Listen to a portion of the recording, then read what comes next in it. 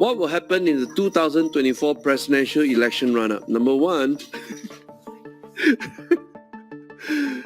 we're going to have Donald Trump running to represent Republican Party. I'm sure he'll find a way to delay all this investigation until he'll run for presidency again. There's no other better candidate from the Republican Party other than Donald Trump. And word on the street is he's going to win. All right, because of this mismanagement by the Democratic Party. Number two, the second character we got to look out for is Emperor Xi Jinping, Xi Dada.